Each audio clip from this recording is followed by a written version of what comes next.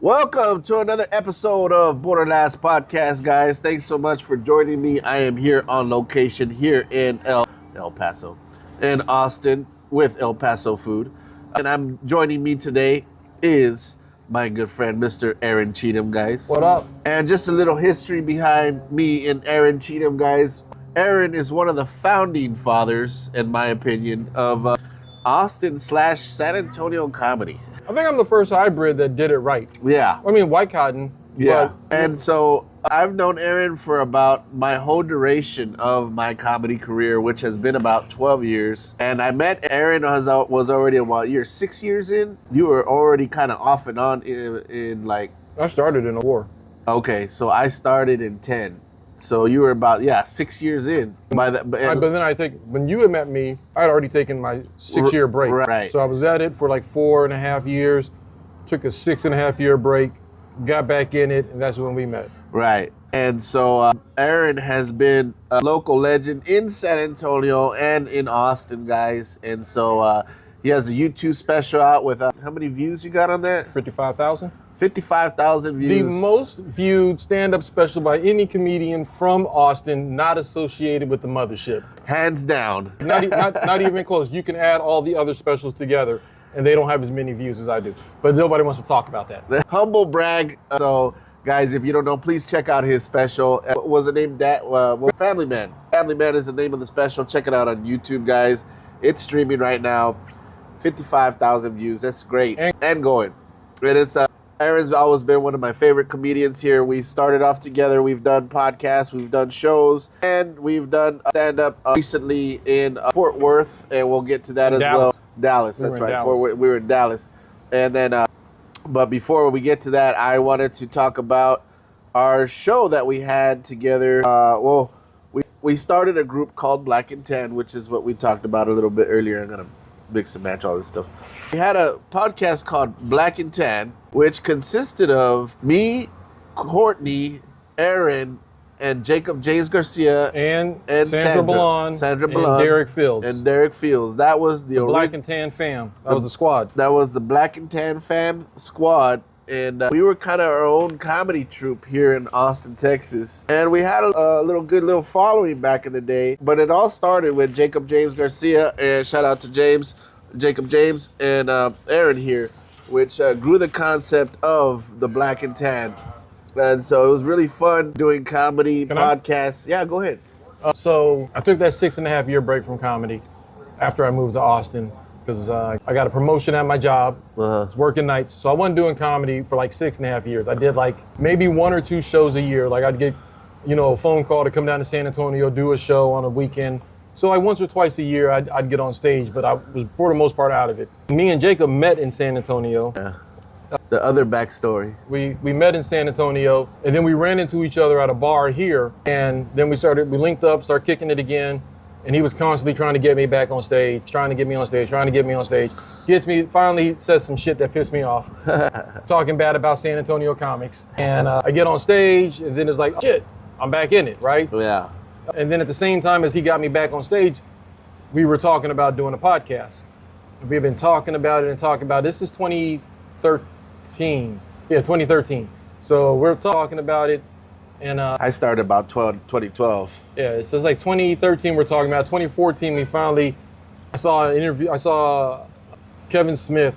He used to do those tours, the Q&A things. Yeah. So it was one of those Q&As, and somebody asked him about doing a podcast, and his advice was, just do it. It doesn't matter if you have the equipment or not. Just do it. If you got something you want to say, you got something in your heart, just get it out. And start however you got to start. Record it on your phone. You can record on your phone if you want to. Yeah. And then eventually you'll get the stuff you need, but just start. And I was like, bet. Yeah. I heard that and I was like, bet, we're doing it. Yeah. So then we started Black and Tan. Jacob and I started the Black and Tan podcast, and started it recording on my cell phone in his backyard. And the first few episodes were just me and him. And then it was, then we had a nice little run of guests on. We had Michael Cargill. He was one of our first guests. And that's where the Guns and Giggles came from. Yeah. Because he was maybe the second or third guest we had on. And after the episode, I was like, hey, would you ever think about doing comedy at your gun store? And he's like, hell yeah, we could do that. And it just seemed like talk at first. And then about a month or two later, we were like, hey, for real though, can we do comedy at your shop? And he's like, Yeah, let's do it. When you want to go? Nice. So the birth of Guns and Giggles, guys. And if you've ever been to Austin before, one of the shows that we are currently resurrecting right now, it's called Guns and Giggles, comedy at a gun store. How Texas and how weird is that here in Austin, Texas, guys? For the record, it's a gun store, not a gun range. Yeah. That's whenever we would pitch the show to people back in the day, the first, what do you mean, they're gonna be shooting at me? Or am I gonna, I don't want to be standing on a range. Like, it's not a range. It's in the classroom where they teach the CDL classes and stuff. Yeah. There's no range in the location at all. There's no targets. There are guns. Yeah. There are plenty of those. And giggles. Yeah, but there's no gun range. Nobody's pointing anything. It's in the classroom. So he set this birth off of podcast and concept show. And so we're definitely resurrecting that and hopefully get some great comedians coming back in 26. And we're doing a pilot right now, just kind of feeling it out, getting back into shaking the rust off. And I think it's going to be successful, man. So hopefully. And it's you and Courtney running it, right? Me and Courtney, the originals. How we used to do it, I think you wouldn't really participate too much in the shows unless you needed to. I never performed. Yeah. I never performed. But you were always there, and me and Courtney would kind of play back and forth as a gesture. Yeah, it would be like, it got to a point where it was like, I think you guys would alternate months on who was hosting. Yeah. Then the other one would watch the door. So it was like one of you would be hosting, the other one watched the door. Me and Jacob would be in the back, just kind of overseeing everything, making sure everything ran straight. Pizzas. Yeah, that was Mike, man. Thank God. Pizzas, wings, all that. In my mind, I was Russell Simmons. I'm here to get drunk, and at the end, I come out and say, thank you, God bless you, have a good night. That was it. That's all I wanted to do at Guns and Giggles back then. Like, it wasn't about me performing. It was about putting on good comics that weren't getting booked. The original idea for Guns and Giggles was, I'm a San Antonio comic, and I could never get booked in Austin. And I had plenty of friends from San Antonio that could never get booked in Austin. Yeah. So we got a room and we put on this show so that we could book our friends and these other comics that we thought were great from out of town that could never get booked in this town. Right. Give them a place to come and get booked and get paid in this town, because two things you couldn't get in Austin. Couldn't get booked, and if you did get booked, you probably weren't getting paid. Right. So we were like one of the only shows that were consistently paying our performers. So it was like literally set up so that we can bring in out-of-town comics that we knew were good. Right. And we had an audience, we had a community that we built through that show in South Austin. It was like, this is for y'all. Yeah. This ain't got nothing to do. Back then it wasn't really a downtown scene, but it got nothing to do with Cap City. Got nothing to do with all these other, little comedy spots around town. This is for South Austin, more specifically right there at Bender.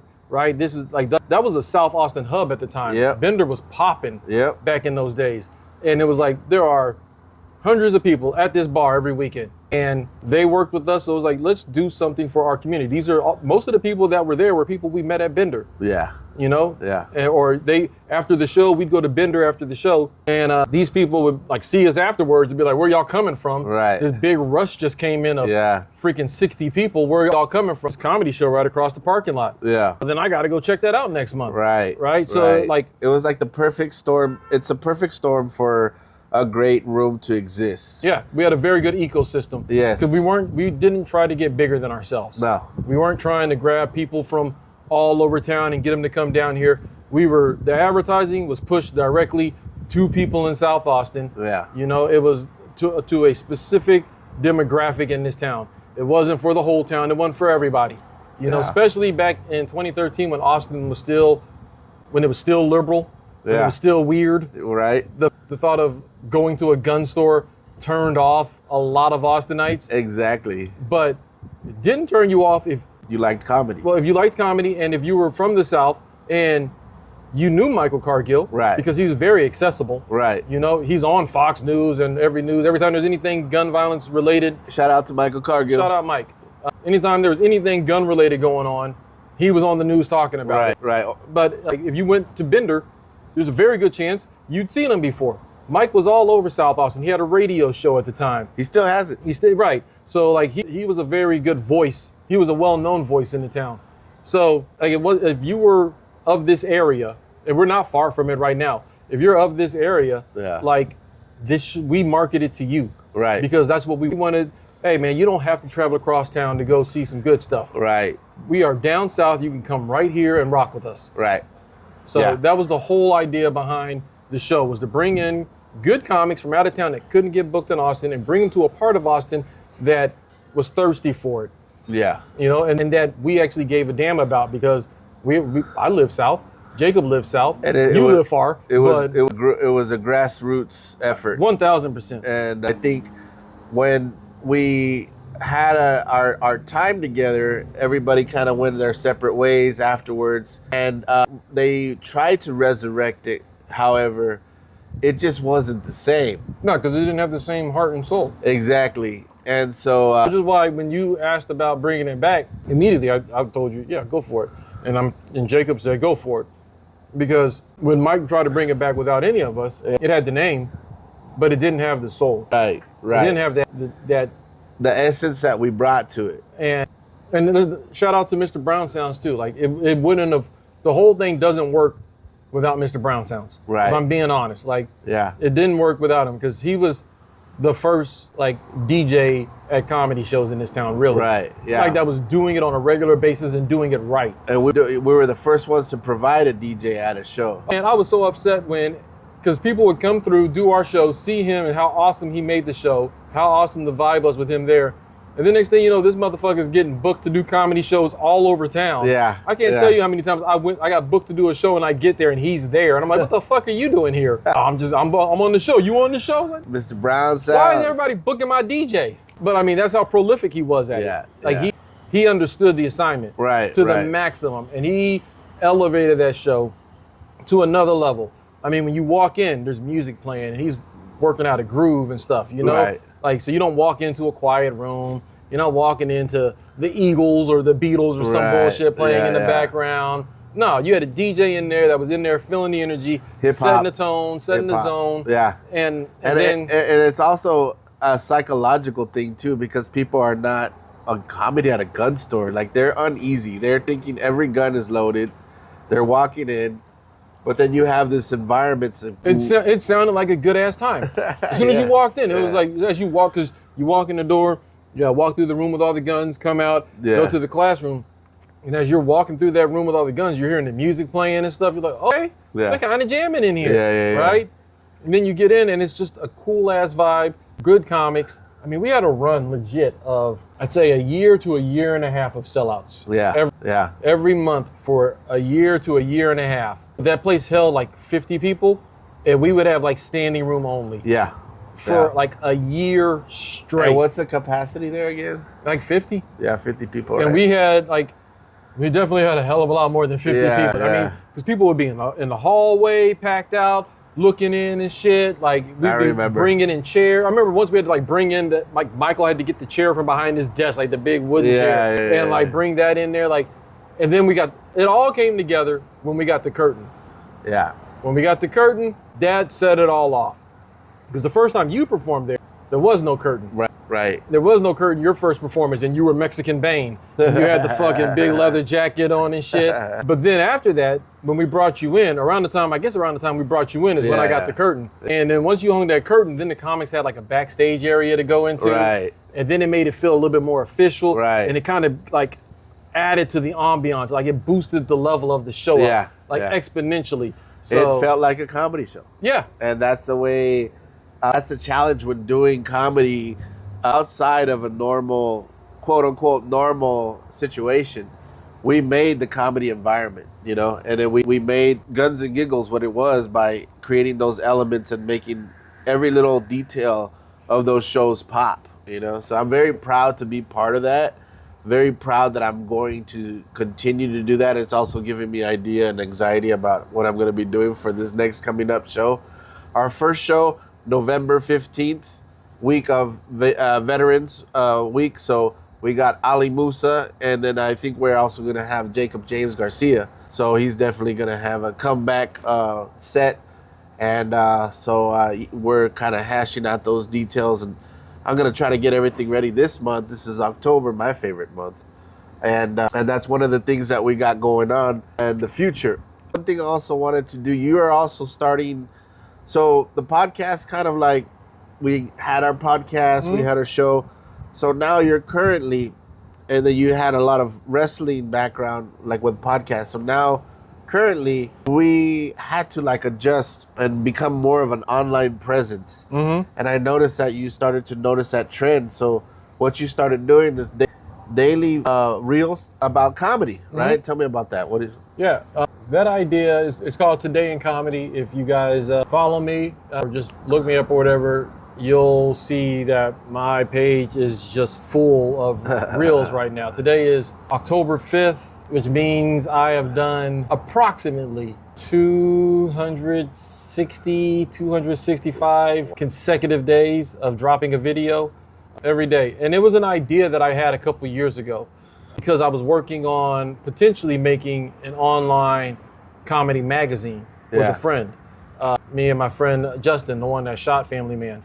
We had this idea of making an online comedy magazine that kind of just talked comedy, covered comedy for comedy lovers. Yeah. And we were thinking of different bits of content that we could use, you know, that we could put out for each edition of this magazine. And I had this idea of doing a daily comedy reel where we just talk about comedy history, like things that happen on each day in comedy history. And so back then I got a book, This Day in Comedy, the Ethnic Encyclopedia of Laughter by Daryl Littleton and Frank Holder. And what I didn't know when I bought the book was that they literally meant ethnic, because it is just covering Black and brown people in comedy. It's the book tells you like every Black and brown comedian's birthday, what shows came out, any movies starring Black or brown comedians. I found Freddie Soto in there. That was so I was surprised that he came out in it. Yeah, so like it was a really good resource and tool for me to get started doing this. But then the magazine didn't happen, and I was just sitting on this idea. And if I'm being honest with you, it was something that somebody said about a year ago that got under my skin and kind of made this whole thing happen. Like, first of all, I wanted to recognize, like you said, that there is this, that we do kind of have to be a little bit more visible online. Yeah. So I was like thinking of ideas. What can I do that I can do consistently to have a presence online? And I was like, oh, I have that whole Today in Comedy idea that I've had forever. I got the book, so I can do that. And then somebody had said to me, I was working on another project with somebody, and they questioned whether or not I would promote it online because they don't see me posting a lot. Yeah. And I said, well, that's because I don't have anything to post about. If I have a project that I'm working on to promote, then I guarantee you'll see me posting stuff. Oh yeah, for sure. But the way they said it made it seem like I was like the dead weight, and like I wasn't going to do the work to promote the show. And I was like, word? Bet. So it was like I had that bug from a little offhand comment somebody made because I can be petty. I'd be real damn petty. In fact, just to show you how petty I am, 265 videos in a row to prove a point, just how petty I am. Yeah. But also it was just like I wanted to find a way that I could, you know, post every day and not just do bullshit. I didn't want to be out there, hey, I'm at Target right now, or hey, I'm sitting on the couch. Like that shit is lame. There's so much content out there that's just so, they call it now dead scrolling. You know, it's just, it's nothing of value. It's just And look, I love learning stuff. I love history. I love being able to share things. And I get to do all of that with this. Because I have to do my own research every day, because there's not a database for this stuff. I've looked. And that was kind of, you know, when we were talking about doing it for the magazine, it was partially because we wanted to create a database where if any comedy lovers were looking for something in comedy, we'd have this whole database on the magazine, which was, you know, part of the idea of doing a daily video was to help build a database where if you love comedy, you can go there and you can search and you can find, you know, information about comedy on that day or whatever. You know, I mean, the database was going to include every comedy club in the country with their phone number, address, email addresses, all that stuff. You know, comedy news, comedy history. Like, you know, it was a very thick thing that we were trying to accomplish. But a big part of it was having a place where you could look up, you know, what happened this day in comedy. You know, if there's any comedy news, because it doesn't exist. So even with that book, Ethnic Encyclopedia of Comedy, like that's only covering the ethnic side. And that's not covering everything. Right, all of comedy. It's not cover, and I mean, even on the ethnic side, it doesn't even cover all of the ethnic stuff. Right. You know, because there's only so much you could put in a book. So, like, I still today have to get up and research what all happened today and stuff. Right. On my own, and then put together a list of things that I want to present for today. And even I'm not putting everything out there. Yeah. Because it's a reel. I want it to be short. I want to keep it concise. So the things that I point out are things that affect me, or that I have a personal, connection to, or things that like you find interesting. That I find interesting, or there's respect. Like, when Friends came out, I talked about this is the day that Friends came out. I don't fuck with Friends. Right. I don't fuck with Friends. Like, that shit, they ain't talking to me. Yeah. But I recognize what Friends is. Yeah. And I recognize that, that this did mean something to enough people. Right. That it's worth mentioning. Right. So even if, and there's people on my TikTok, like TikTok is where I get most of my feedback and following. Yeah. What's the shit they call it? Engagement. Okay. Most of my engagement is on TikTok, where I've got people every day that watch the videos and that are dropping comments and stuff. And it's probably like the same people for the most part, but still there's engagement going on with, I love that show, or I love that movie, or this person, whatever, right? So when I recognize that whether I like it or not, some other people doesn't matter, because it's for somebody else. And the purpose of me doing these reels is maybe threefold. One, I wanted to find my tribe. Right. I wanted to find people that rock with me, who get down with what I get down with, or how I do things, who just, in general, we vibe together. Right. Find those people. Two, to educate people, to show, here is a point of reference, hey, these are things that happen. You may not know this, but bam. And if you check out the video and you watch the 90-second video, you come away going, snap, today's Bernie Mac's birthday. Right. That's awesome. Right. Or, snap, this is the day that show came out. You know what? I'm going to go home and check that out. I haven't seen that movie in so long.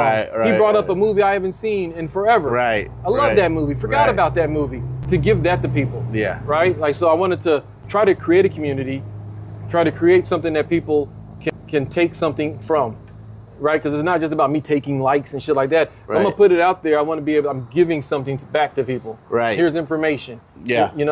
And thirdly, it's a creative outlet for me. You know, and for me, I've always worked better when I have more than one thing going on. Right. Like we said, there was Black and Tan, Gray Area, Black and Tan, 16 Bars, Nation of Doom, Guns and Giggles, and doing stand-up, and a job, and a kid, all at the same time. And guess what? None of those things suffered. Right. Because each one of those kind of fed the other. Right. It's when I've only got one thing going on that I kind of feel complacent. Right.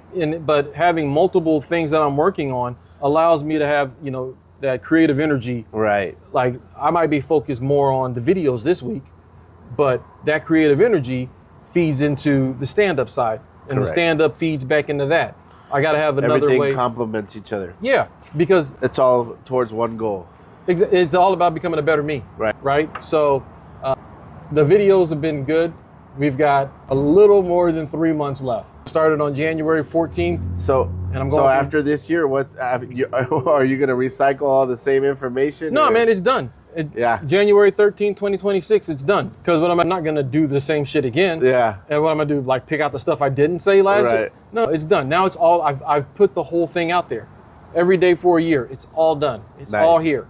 Like, so there's no need for me to do that. All I got to do is fucking repost, share, repost last year's one, and there it is. That's always been my question for you. It's like, okay, so after 1 year, that's it. Yeah, no, that's it. It actually inspired me to do my videos, my not the same format, but like the way you're talking about, being engaged with. And I had to pick out something that was more interesting to me. And so when I do my history reels, and I'm doing mine more from a perspective of somebody who grew up in Texas, and I didn't do a lot of reading when I was younger, when it came to our own history. So now I'm kind of rediscovering all this history, but now there's more information that holds a lot of like Tejanos and Mexicans that were already born here. It gives them a lot of like insight to what happened to them, and a lot of that history has been suppressed.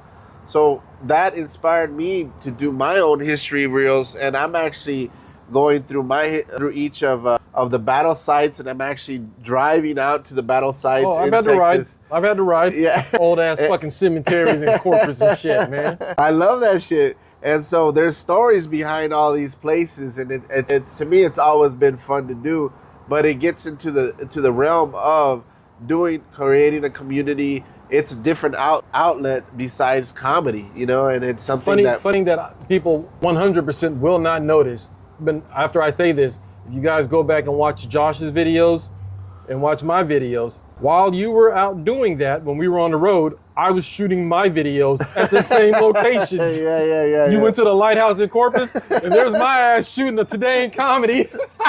He's in the background. So like you're getting footage and stuff for your videos, and I'm standing on the other side of the cemetery. Hey guys, what's up? Today is da. You go to the cemetery. I'm there recording my videos and shit. Yeah, that was hilarious. Yeah, so it was like saying like parallel shit, right? And I mean that's just little behind the scenes info for y'all that you guys, a little Easter egg, if you will. That if you look at some of the stuff Josh is talking about in his videos, well, when we were on the road. Yeah. We were together, and it's like, I got to shoot my video too, bro. So you go and do what you got to do. I'm finna get out right here, set up my camera, and record in the same spot. Right. If anybody just looking from the outside in, these two guys got together and just started doing different podcasts. Two fucking pendejos over here fucking recording in a cemetery. Pinche madre, what's wrong with you? Respect the dead. I know, right? Man, there's so much, and that's just keeping me going, man, because the more I get into it, the more I find, the more I discover, the more I was like, man, I got endless material at this point, where like content that I can just pretty much. And a lot of it has not been, I'm thinking a lot of people know all of this stuff, but a lot of stuff that I'm discovering is people don't know. And that's why I call it Chicano History X, because it's a form of history that really hasn't been told or discovered. Listen, the number of people who actually remember history as adults is very little. Yeah. You know, like that's why videos like yours and mine, that type of content is timeless. Timeless and also essential. Right. Because for a lot of people, like when they got out of school, man, fuck that. When am I ever gonna need Abe Lincoln again? Right. You know, like fucking Gettysburg Address. Like, yeah. You know, it's like people lose that. Right. It's just like, if you don't use it, you lose it. Right. And most people aren't using their history on a day-to-day basis. Right. And even if they do recall most of what was taught in school, what is taught in school to us has been watered down, fucking ran through the goddamn rent cycle. Right. And you're not even getting the full story. Right. Unless, you're like, I went to school in San Antonio, so like they took us to the missions. Right. And guess what? I don't remember shit about the missions. You just remember going there. Yeah, but I know I went to the missions. Right. I had to go to all 7 missions, but I couldn't tell you shit about them. Right. Couldn't even tell you how to get to any of them except for the Alamo. Right. But it's like, so that type of stuff is essential. Yeah. Because most people will probably pass it by, but the people that it finds, that it's supposed to find, will greatly appreciate it. Yeah. Like I said, I got people that respond, that comment on my videos every day. It's the same group of people. I actually had, now you're talking about engagement, I had somebody, a relative of one of the Alamo defenders, which was Gregorio Esparza. No. Supposedly, they're related. I don't know. But he did come out on a podcast and say they were related, but I don't know how true it is, because one of the descendants actually commented on my videos, like, that's my great-great-grandfather or somebody like that. So it's like, okay, cool. And that feels better. Like, I bet getting that comment probably felt better than just about anything else that happened that day. Right. For you. Yeah. Because you didn't do it for that, but then when get you that make response, man, it means the world. Yeah. It's like, cool, then I'm not wasting my time. Right, and like somebody's actually listening to this shit. This actually reached somebody that, because who cares? Think about how he felt. Right. Seeing that and go, hey, he's talking about my great-grandfather. Right. You know what I'm saying? Yeah. Like, you definitely stirred something up in somebody. And like, as a comedian, for me, my thing is always to try to build a connection with at least one person in the audience. Right. While I'm on stage, if I can make a connection with just one person, and let them know it's okay. Right. Then I've done my job. Right. And with that same mindset, when you bring it to, every other form of content that we're creating, if you have that same mindset of, if I can just touch one person, then I've done my job. Right. And then you get that comment from somebody going, that's my great granddad. Yeah. It's like, then it fills me up more than any standing O. Right. You know? Yeah. And so now he follows me and he Boom. comments on all my other stuff. He's like, great job. I was like, awesome. So if people wanted to check out Aaron Cheatham online, how can they find you on what platform and how can they find your special? So you can find the special on YouTube. Look me up as Aaron Cheatham. On all platforms, it's the same thing. _ Aaron Cheatham on everything. I made it real simple because I had a bunch of different names at one point. Yeah. You know, like on Twitter, I had a little cutie name and shit. And then and then I was like, no, we're just going to make it across the board the same thing. There you go. So on every platform, it's _ Aaron Cheatham. You can find the special on YouTube, _ Aaron Cheatham. The Today in Comedy videos are on every platform. I posted on Instagram, TikTok, Clapper, that's my shit. The Clapper. BorderLaughs I gotta take it away. Clapper, Twitter, Instagram, Facebook, YouTube. Tried to post on Blue Sky, because I'm trying to go, wherever. Yeah. Blue Sky, but they wouldn't accept the format. So that's weird. It's not on Blue Sky. So I started a Blue Sky for nothing because I've done absolutely nothing else but Blue Sky. But if you're looking for me, I'm on Blue Sky. But on all platforms, it's at _ Aaron Cheatham. There it is, guys. All right, this has been another episode of BorderLaughs Podcast, guys. Thanks for tuning in. Again, if you like this episode, please like, subscribe, follow. Check out my homeboy Aaron Cheatham, guys. And we'll be back next week for another episode. Thank you so much to El Perritos for having us. And shit, we didn't even do a food review, but hey, it's already gone. You know the drill. It's pretty good. All right, guys. Thanks so much. We'll see you next time. Ate Guacho.